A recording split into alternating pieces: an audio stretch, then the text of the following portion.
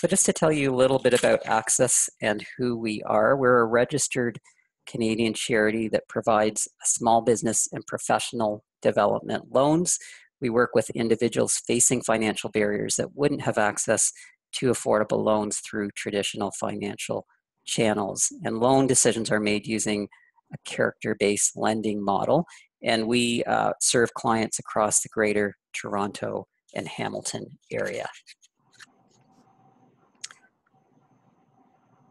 So there are three types of loans that we provide to the clients that we work with. The first two are small business and professional development loans. For people who are applying for a first time, they can apply for up to $5,000. And for small business entrepreneurs, if they can pay off the first loan successfully and they need further funding to grow or develop their business, they can come back to us to apply for a second loan of up to $10,000. The third type of loan is a new loan program that we've just launched as of last week. It's called the Foreign Credential Recognition Program. And this loan will provide financial support to foreign-trained professionals. And the loans can be used towards credentialing activities to support finding employment either in the client's original occupation or field or a related one. We also provide in-person training sessions through our community partners and recently have introduced this webinar series. And finally, we also offer coaching support to applicants through the application process and to our small business loan clients. I'd now like to introduce our speaker for this morning. His name is Elie Levine. Elie is a financial professional with 4 years of experience in evaluating investment pitches, business plans, and cash flow forecasts. He currently works as an associate at Akipio. It's a boutique financial consultancy focused on sustainable agricultural projects in developing countries. Elie is also a volunteer with Access. He's been volunteering with our organization for 2 years, and in his role with the LRC, our Loans Review Committee, he's involved in interviewing applicants and reviewing business plans and sits as a committee member as well. So Elie, thank you for joining us and presenting this morning. Great, thanks Michael for this very kind introduction. It's a pleasure to be here on the webinar and hopefully share some useful information with you to help you in thinking about your business ideas and developing your plans. So as Michael mentioned, I'll begin here with kind of the first steps to go through as you're thinking about your business idea and how to develop it. And again, we'll have time at the end for questions. If there's anything that comes to mind, just please make note of it, and we'll definitely make sure to address it at the end of the webinar. So really the first steps that I'd encourage you to think about when you first want to develop a business is kind of these four, I'd call fundamental questions. So first one, what is your idea? Second question, really thinking about it in terms of the problem that the idea helps solve. So what problem is your idea helping to solve, and for whom exactly? Who exactly is your customer that you're trying to help solve the problem? You know, there's this great saying that says, fall in love with a problem, not necessarily with a solution. So entrepreneurs tend to be kind of obsessed with their solutions and their own ideas, but oftentimes they fail because they don't think about what problem does it help solve. So on the next page, I'll get into an example where, so hopefully that example will help clarify what I mean when I say what problem does the business help solve. So I'll get there in a minute. I just want to get through the other two questions that are sort of important to think about at the beginning. What other solutions and what other businesses are currently in the market that maybe are offering something similar? What are they lacking or missing in their offering? This is a great way to highlight an opportunity, because if there are already other players in your market offering something similar, it may make it difficult for you to compete and really differentiate yourself. So you want to make sure that what's currently being offered in the market, maybe there's a gap, something that is missing, and And that gap is exactly the opportunity that you can go ahead and capture with a new offering that is not yet available and that customers may find intriguing. And the last question I'd encourage you to think about is, how well positioned are you as an individual to really launch this business? Do you have the right skill sets and experience in this industry that you're thinking about?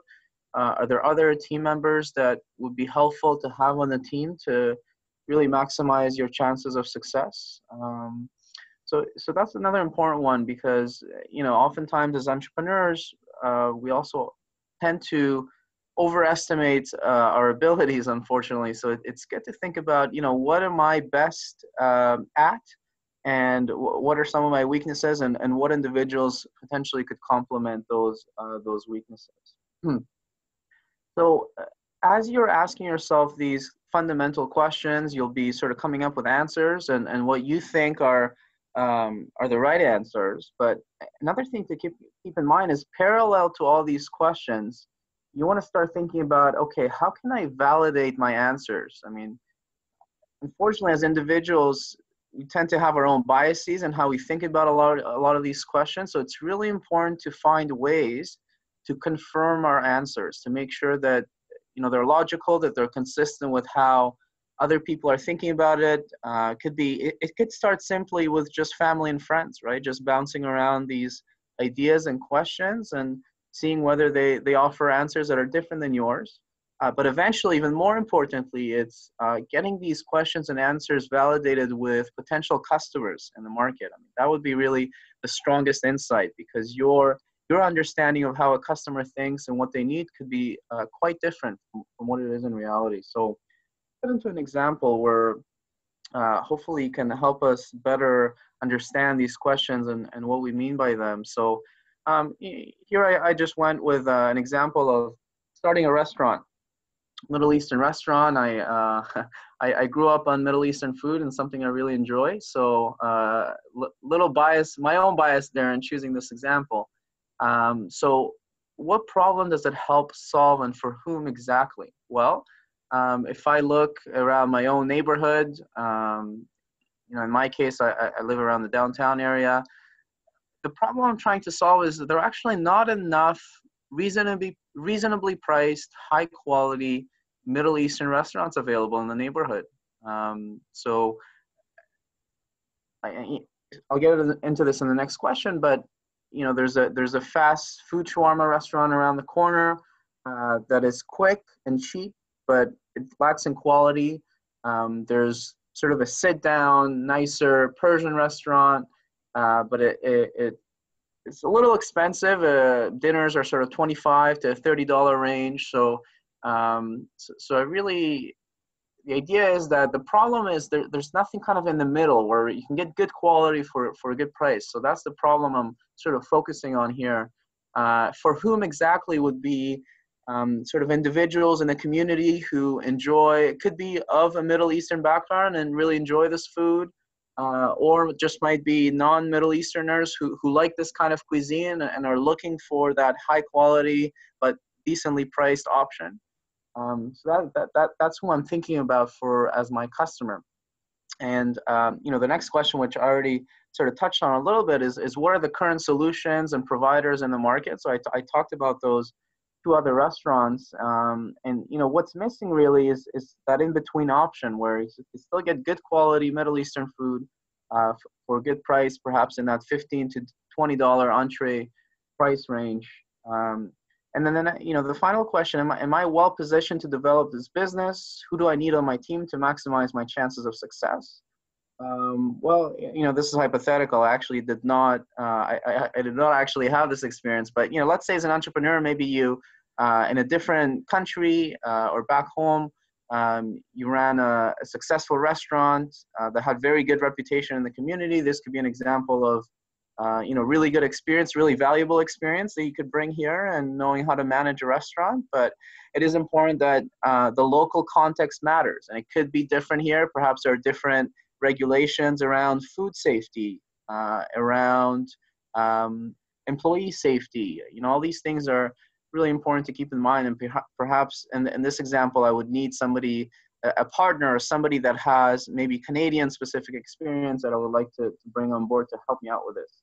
So kind of these four fundamental questions. And again, thinking about how you can validate each of these answers. I mean, each of these answers is just my personal perspective and opinion, but maybe if I go talk to my neighbors or my friends in the neighborhood and I say, hey, what do you think about the Middle Eastern cuisine we have available in the neighborhood? Is it enough?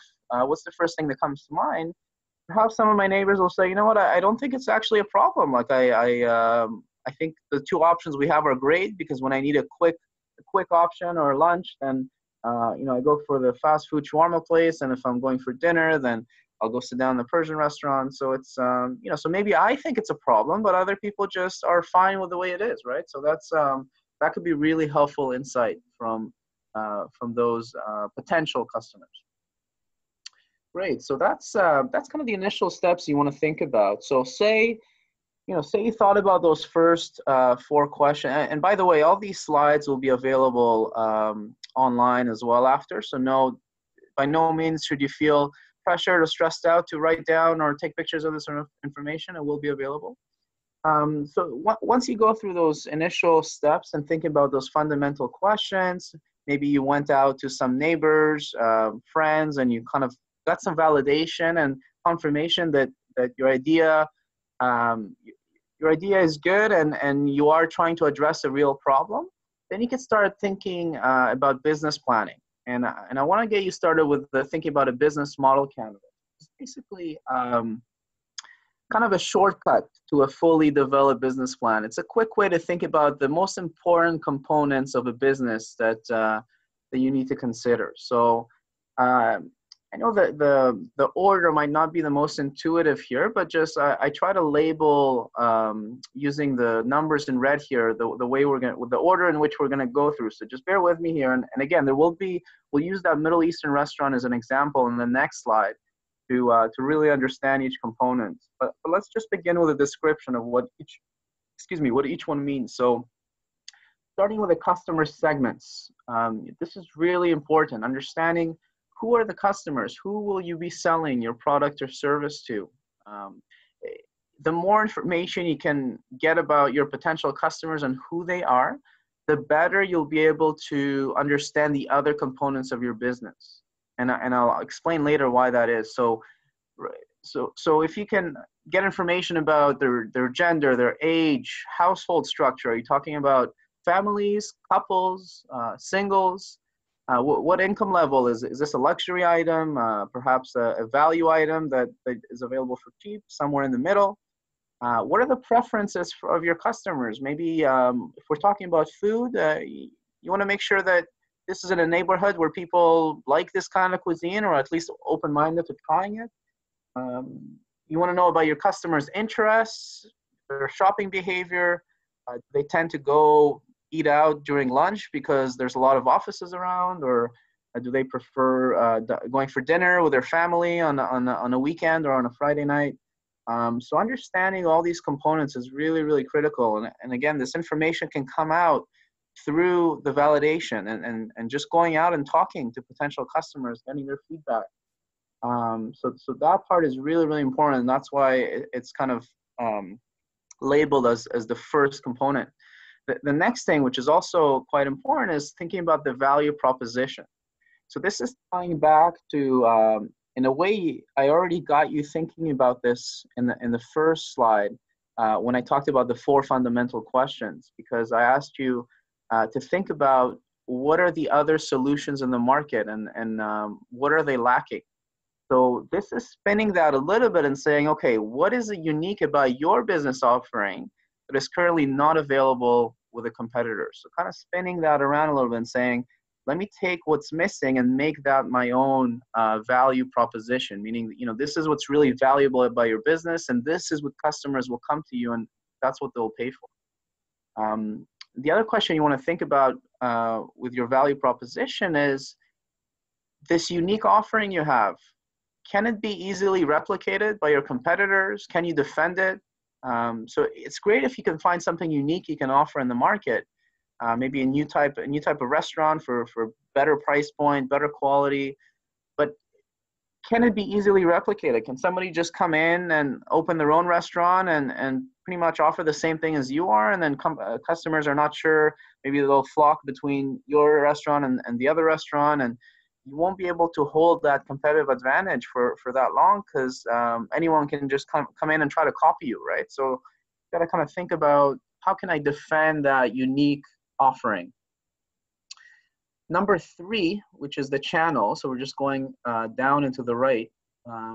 So this is thinking about, how are you going to sell your product or service?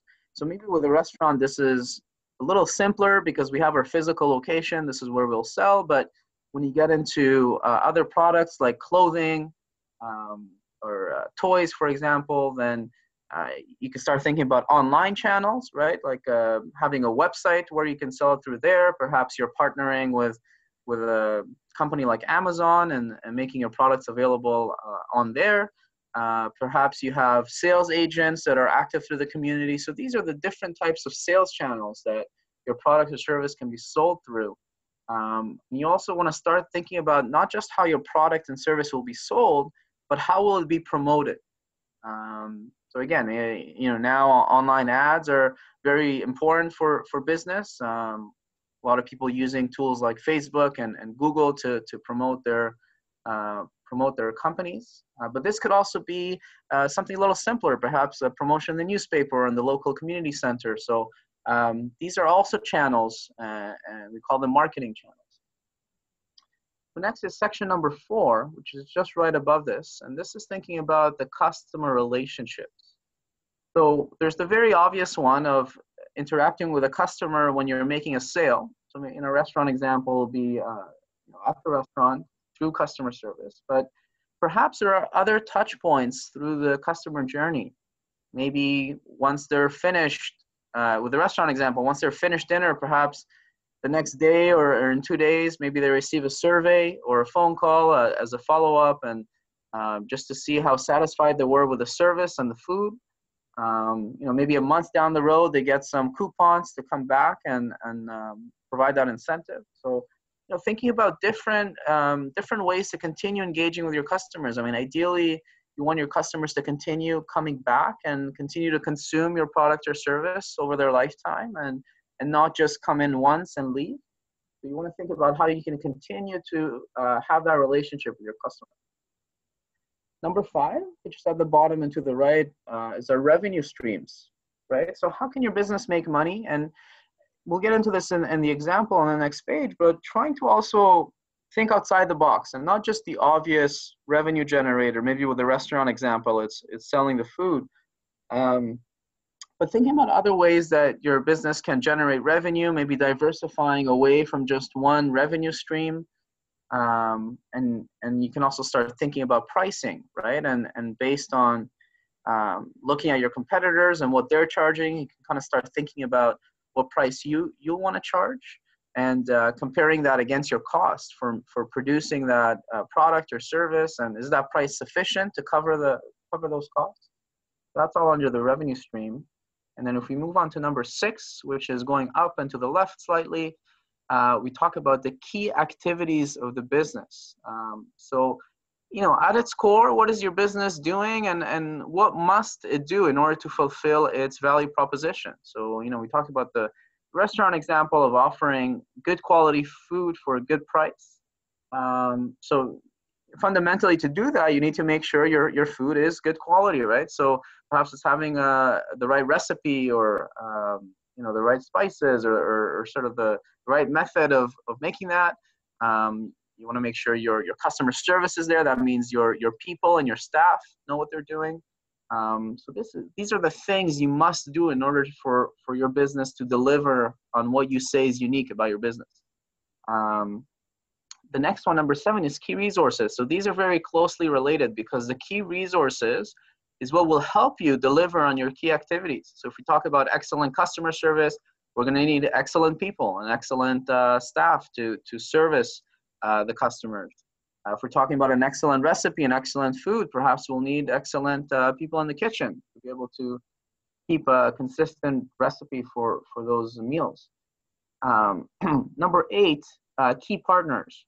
So This is an interesting one because this gets you to start thinking about what activities are important to the business, but don't necessarily have to be done in-house. And we'll get into that in the example, but you don't have to be an expert in everything. You want to focus on what is core to your business. If it's a restaurant, you want to stick to kind of making good food and offering excellent customer service, and maybe things like the ingredients, or other things you can sort of outsource to partners that you can have a relationship with, and they can deliver on that.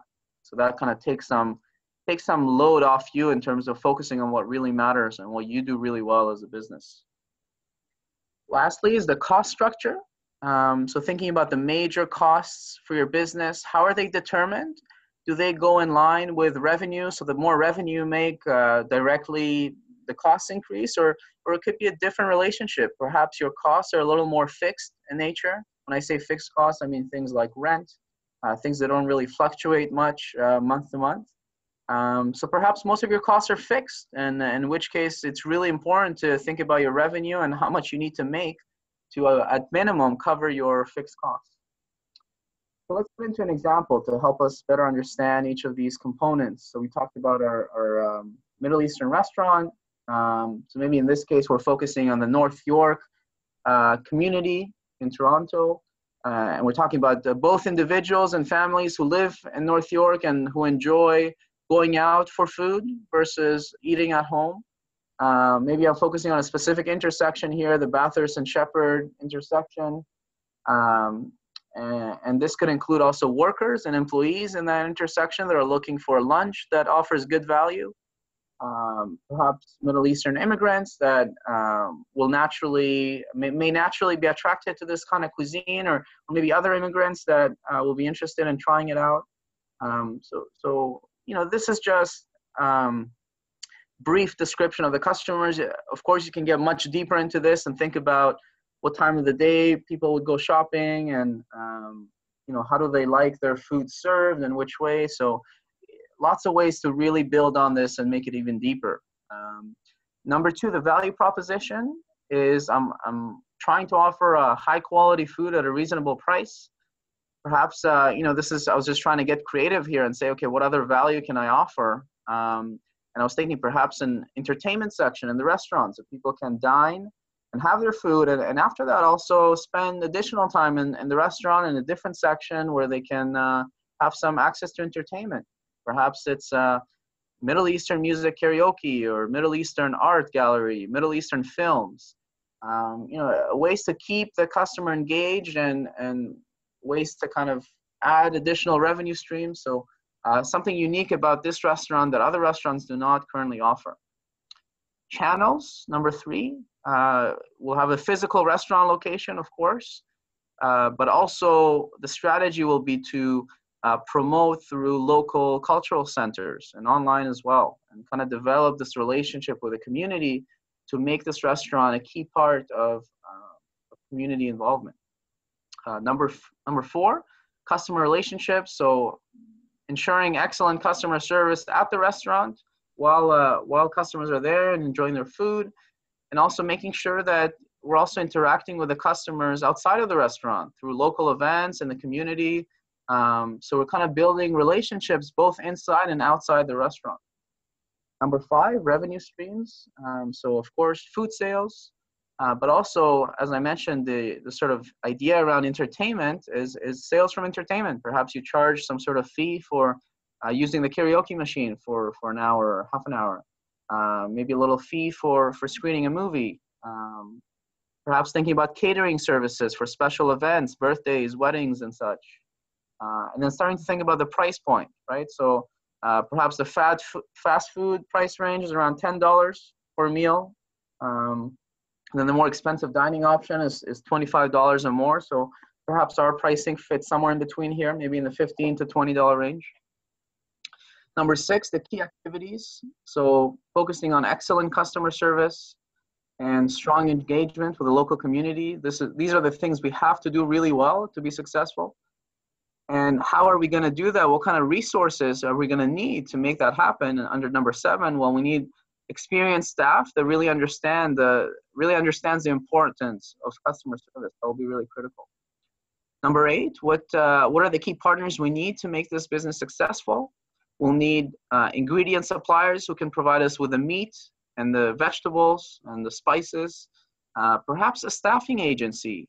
So we don't have to focus on recruiting excellent staff. Perhaps we can hire a company that already specializes in that. They'll focus on hiring the right people, and we can focus just on building our business. Partnering with community organizations, community centers that host various events in the community. Perhaps we can offer samples of our meals in those events and really build attention and reputation that way.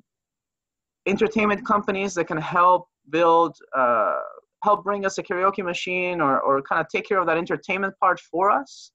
We'll just host it at the restaurant, but we don't want to worry about kind of buying and setting up all those activities. It'd be great if another company can come in and do that. So again, we can focus on our food component, and perhaps delivery companies that can help us with the catering business if we decide to make that an option as part of our restaurant.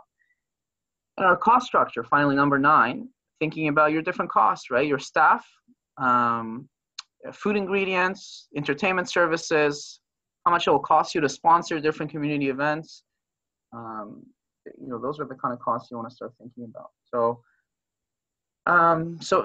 Okay, so that's the business canvas, and I think once you get through that, then you kind of get to a point where you have to make a decision. You say, okay, I asked myself the first 4 fundamental questions. I did some validation. I think I have something. I think it's an idea that solves a real problem in the market. I think customers will be willing to pay for it. They said they want something like this. I filled out the business canvas. I think I understand the key parts of my business. What do I need to do?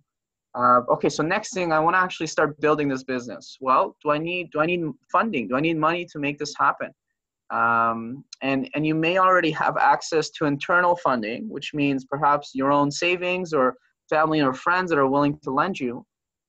So great. If you have access to that, that's a really great and spot to be in. And so then you don't need external funding. So you'd go to the left. You'd say, okay, you know what? I don't really need external funding at this point, maybe later down the road. But for now, I can actually start building my business. So you can start thinking about continuing to validate some of your business canvas components. So perhaps you start with customer segments and you say, you know what, I think this is my core customer. Perhaps it's families with 2 kids living in East York who like to go shopping on Saturday afternoons in this mall. Well, go validate that. Go spend some time at the mall. Perhaps set up a little booth and just start selling samples of your products and seeing if really are those the kind of customers that are coming and interested in that product and actually purchasing it, right? So thinking about small ways, cheap ways to validate your business canvas, and eventually, maybe it's opening that store, or opening that restaurant, or building that website. That's kind of the big step. But you want to take some small steps validating your business along the way. And once you're confident and you validate it enough, that's when you can take the big step to really open up that, again, store, restaurant, whatever it is that your business needs.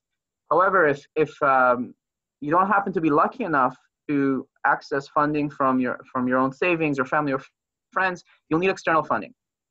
In which case, whether it's applying for grants through different programs or applying for an access loan or other kinds of loans, or even finding investors, usually you'll need a full business plan.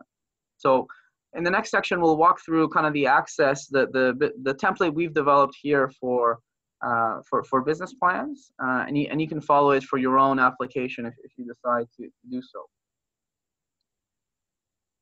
So the business plan has sort of the 7 sections here, starting with executive summary, team profile, business environment and market analysis, pricing, operations, finance, risk analysis. We'll get into each one of these. So the executive summary, what's really helpful to start with here, it's good to take a storytelling approach. So giving some context on how your idea started. Perhaps, there's something that inspired you, or there's a personal story there for how you started with the restaurant business. Maybe it's been in the family for generations, or maybe, there's a certain character in your life that really inspired you to go into the restaurant business. So it's really nice to start your executive summary that way, because it builds character. It makes it easier to connect with the reader. So myself and other loan review officers, when we look at the applications, it's interesting for us to read about these stories, because it personifies you as an entrepreneur, and makes you a little more relatable.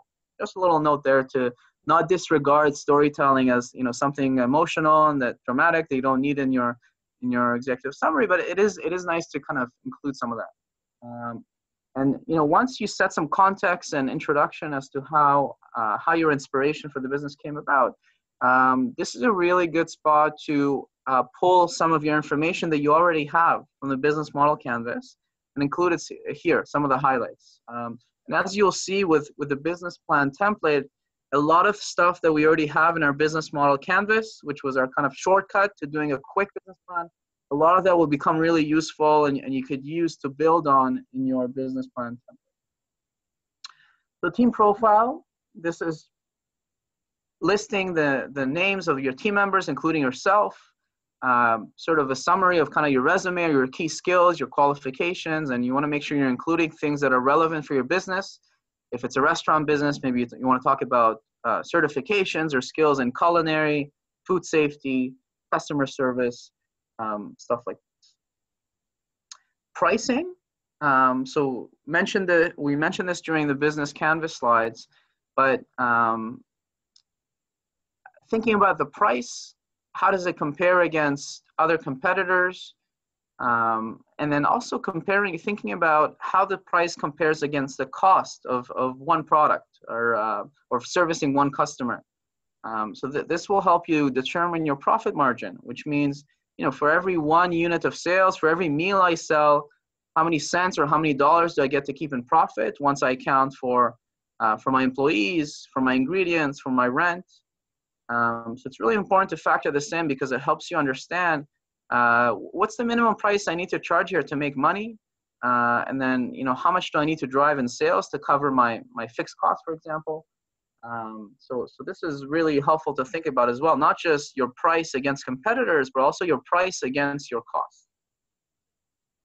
Last point here is thinking about what can impact your prices over the long term and how you're going to deal with that. So you want to think about various scenarios. Maybe a new restaurant comes into the neighborhood.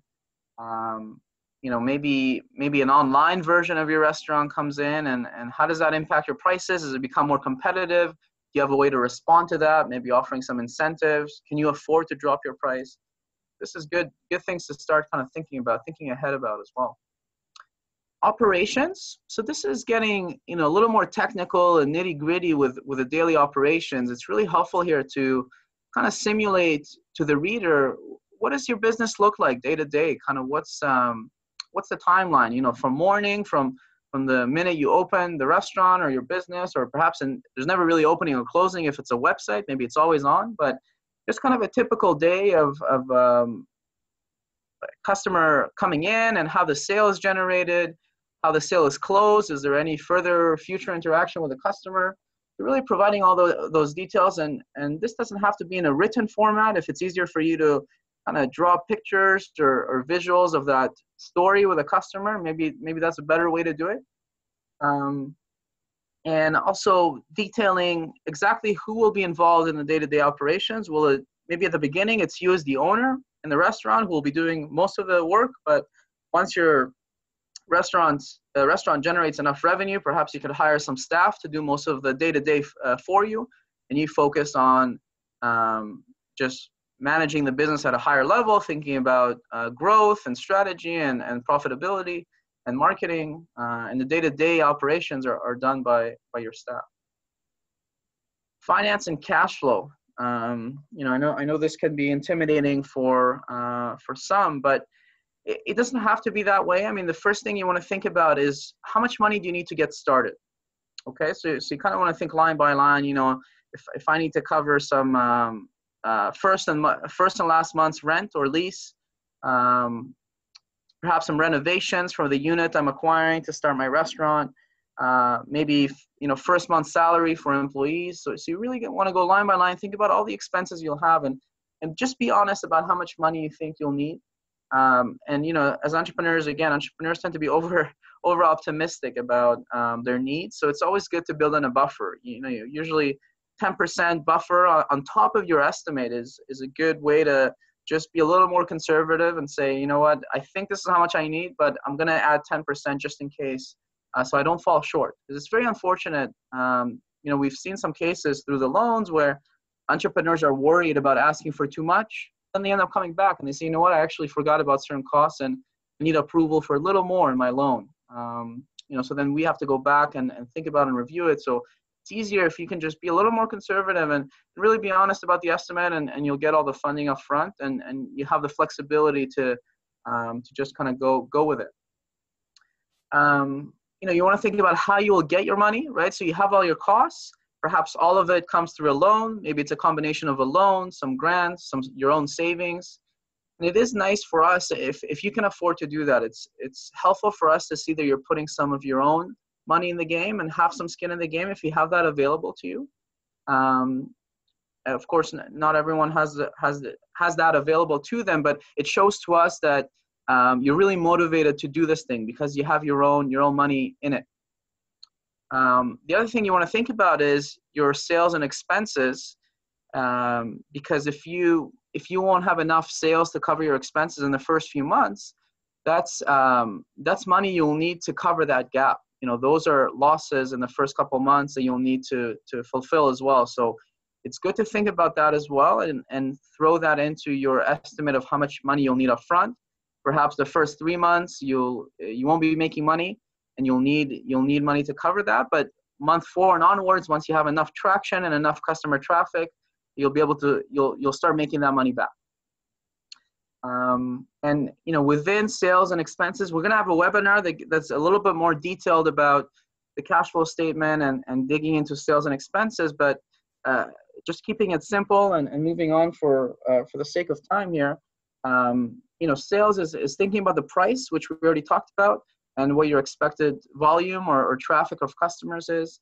And the way I like to think about it is actually easier a little bit to start with the expenses and then using revenue as a way to kind of work backwards and say, well, how much traffic do I need to cover all my expenses? So that's a bit of an easier way to think about it because it's really hard to predict customer traffic and revenue. So if you go the other way and you say, you know what, given all my expenses like rent, like employees, like food, I know that I need at minimum 500 customers in the first month. So this way it's an easier way for you to think about it, and it makes it a little more motivational in terms of saying, you know what, I have to get to that goal if I want to break even by this month. So that's the way I'd encourage you to think about it. And the last section of the business plan is the risk analysis. Again, entrepreneurs tend to be real optimists, and they say, you know what, there are some risks, sure, but I'm confident these won't happen to me. I'll be able to get through them. But actually, when we discuss loan applications, this is really the biggest section. This is a time where we spend most time thinking about as loan review committee officers. We think about, what could go wrong with this business? How might they end up in a position where they can't repay the loan? So if you make this a bit easier for us and you show us that you really thought this through and you have some backup plans for in case things go a certain way, it really helps us see that you're mature about how you think about your business, and makes it easier for us to trust that you're kind of what you're doing, and you're thinking about backup plans.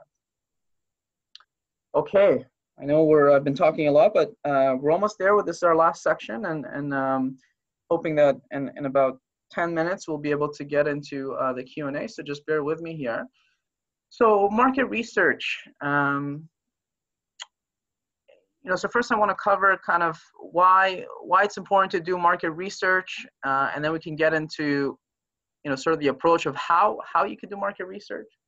So why we do it is, again, goes back to the point I mentioned earlier in terms of validating things, right? So you want to get out there, talk to your customers, maybe even go to other competitors and see what the customer experience is like over there.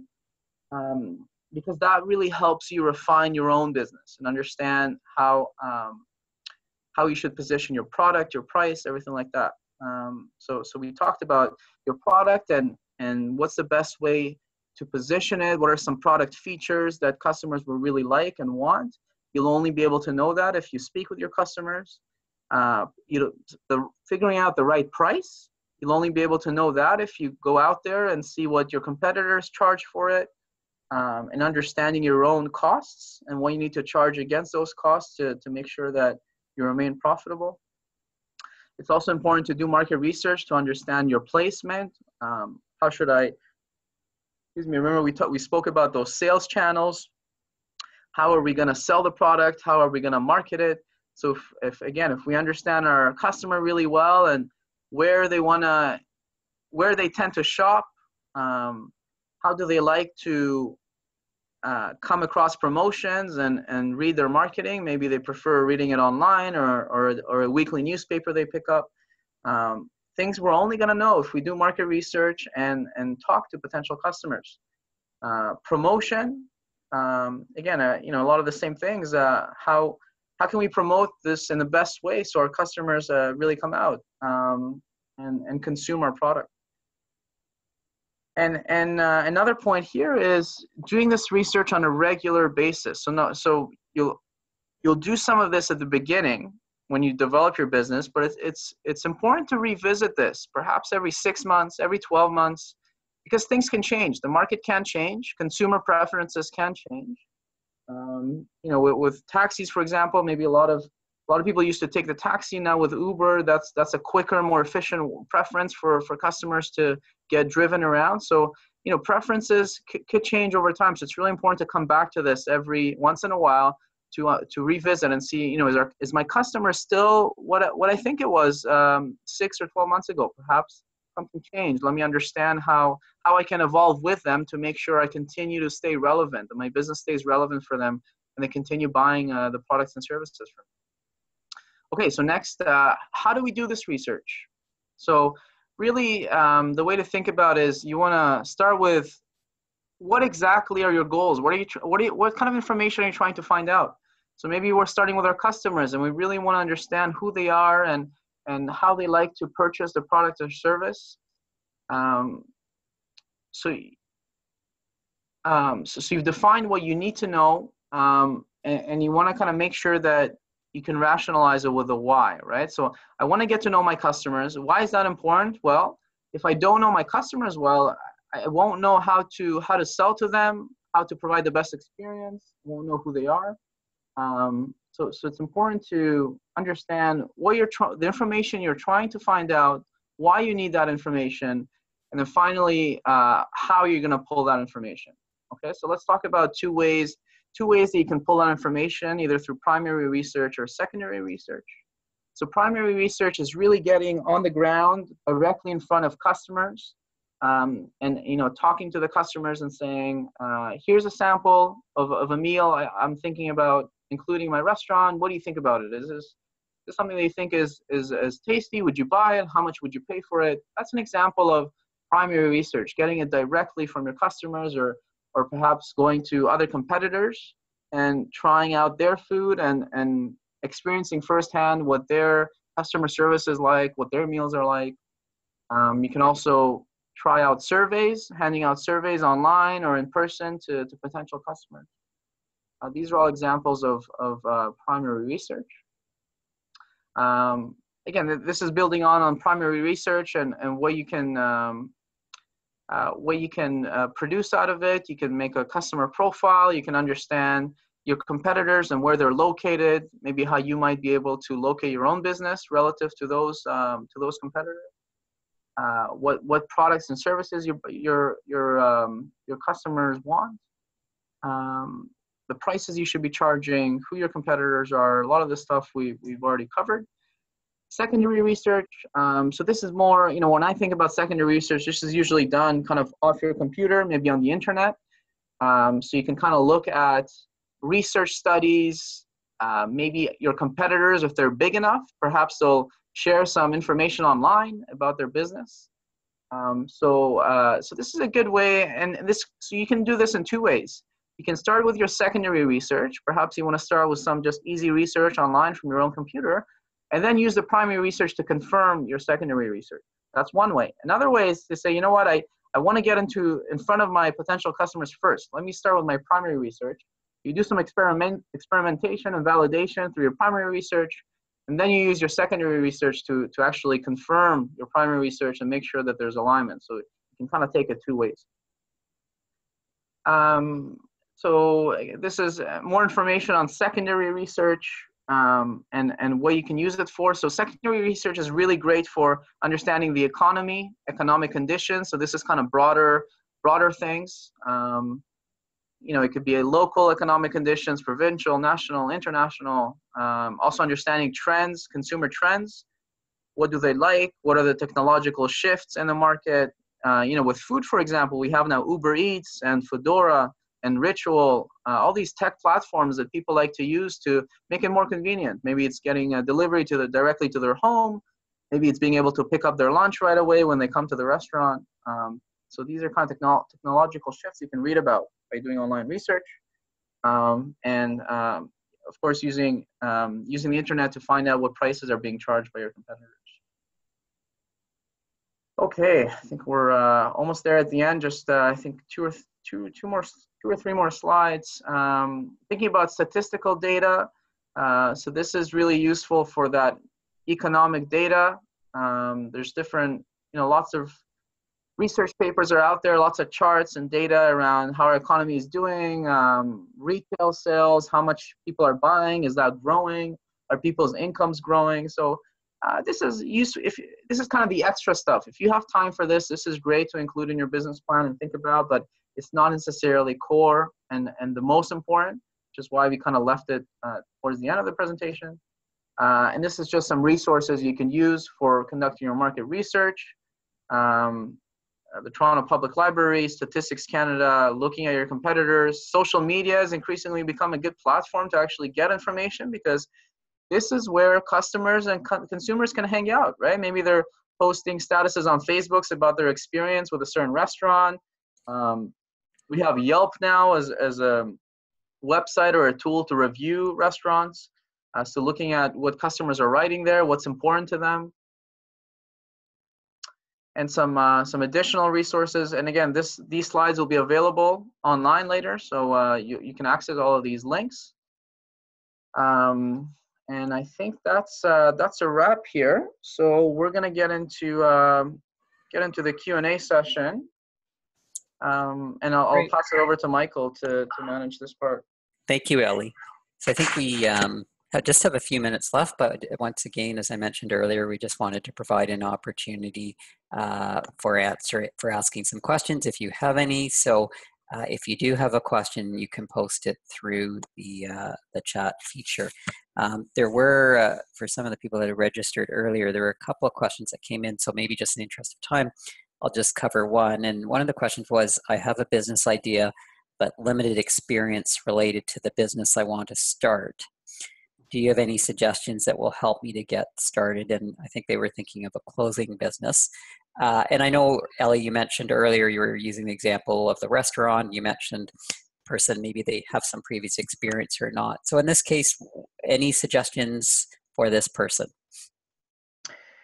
Yeah, absolutely. I mean, I think it goes back to that, just the slide with the first steps, right? So just thinking about what exactly is the idea in terms of a clothing business? Is it a specific type of wear? So are we talking about sweaters, t-shirts, jeans? Is it something unique that's currently not available in the market? And then, in terms of whether they're equipped to do that or not, it'd be great if they can start thinking about who are some potential individuals or partners that can help them with different with aspects of the business that they're not comfortable with. So maybe they're comfortable with the marketing and the business part because they can build a website, they can help promote this thing, but they don't have much experience with clothing or perhaps making or sewing the clothes. So maybe that's one part they can find someone to partner with, maybe as part of their own business, or maybe even a partner organization that can take care of the actual production of the clothing, but they just provide the design of the clothing and the marketing. But the production itself is actually done by another company. So, that's kind of one way I would think about it. Okay, great. And I think we just have time for one more question. And once again, there was a question that was posted earlier. I find the financial and sales projections daunting. I would too. And question is, do you have any suggestions in terms of kind of how to get started with that piece? Yeah, absolutely. That one is a tough one. But so again, we'll have a webinar on kind of cash flow that will get it into a bit more detail. So it'll be a good one to attend. But the way I think about it is, again, kind of going off the slide we spoke about earlier, is first thinking about how much money do you need to get this business started, and then adding kind of a 10% buffer as kind of a way to make it a little more conservative. So really, this is just kind of thinking out loud. Like, what do I really need to set up this business? I need a space, so perhaps I need to lease a unit, or maybe I want to buy it. So I need to do some research around that. Like, how much is it going to cost me to rent it to maybe first and last month's check, assuming that the other months I can cover using my revenue. Or perhaps I need to build a website, so I need to hire someone to build this. Let's go find out how much it's going to cost. So really doing research around every single cost item for how much it'll take you to set up the business. So that's setting up the business. And then you have your operations, right? Monthly, yearly operations and the regular expenses. And again, I would start from the cost side and then think about your revenue later. So what are the costs to manage the business day to day? I may need some employees. I may have some rent or other utility expenses. I need some ingredients or other costs to make the product or the service. So doing research around each line, estimating it, and then saying, well, what price and what traffic or what volume do I need to cover all those costs? So that's Right. the approach I would take. Okay, great. And also just to mention that we do on our website, on the Access website, have a cash flow projections template as well that's available to people that might be helpful. Yeah. So just so we go to the next slide, we should probably just wrap up to stay on schedule. I just wanted to mention our upcoming workshops. There's one, Understanding Credit Cards and Pitfalls to Avoid.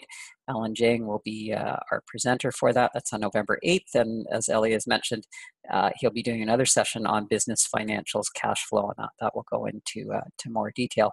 So thank you for attending. And thank you, Ellie, for the presentation this morning.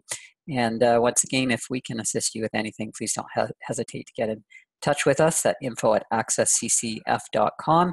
And if you'd like to register for any of our upcoming webinars, you can do so through our website. It will give you detailed information about the webinars and the registration links. Once again, thank you for attending and have a great day. Bye-bye.